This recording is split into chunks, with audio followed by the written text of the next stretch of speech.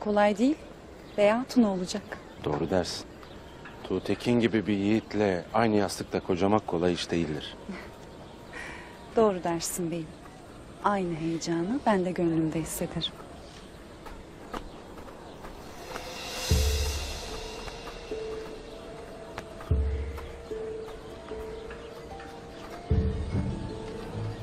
Tez vakitte bizim de nikahımız kıyılacak bilesin. İnşallah. O gün gelene kadar yüreğim bu heyecanı kaldırır beyim. İnşallah. Hadi müsaadenle.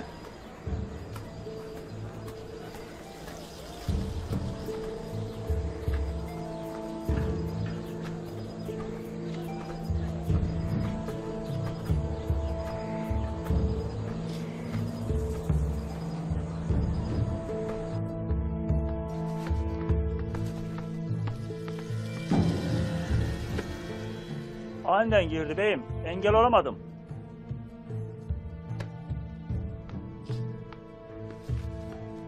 Ne istersin Selcan Hatun? Ne söyleyeceksen daha sonra söyle, olmaz mı? Aytolun'la Duru yengem ölmeden ne hatlar karıştırdığınızı bilirim Korkut dayı.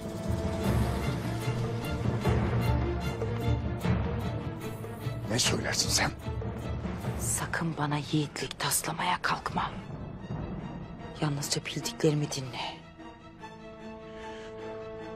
Sen aklını kaçırmışsın. Kim bilir, belki de. Lakin hele diyeceklerimi duy, ondan sonra karar verirsin dellenip dellenmediğime. Otur hele. Söyleyeceklerim zayıf kalbini yorabilir. Otur hele.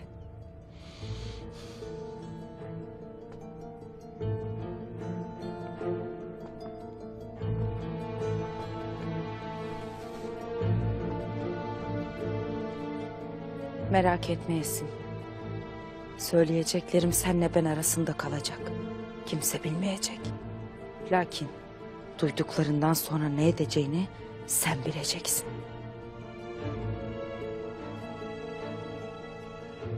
Obanın yakınlarında öldürülen yaşlı kadıncağızı hatırlar mısın?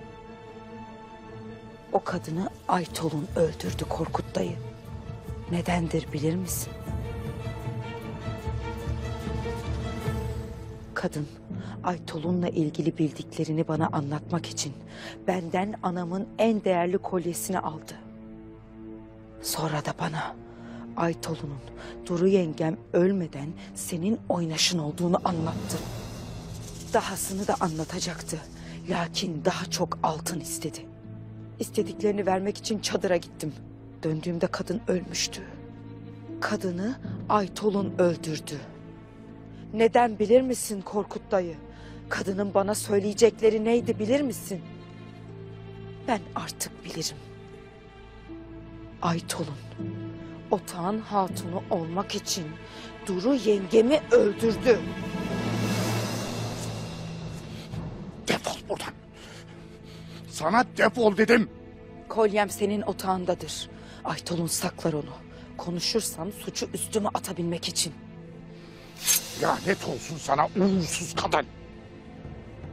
Gonca Gül kocanın avradı olacak diye hasedinden ne dediğini bile bilmezsin. Kolyem aha da bu büyük sandığın içindedir. Eğer bir kelam daha edersen seni öldürürüm.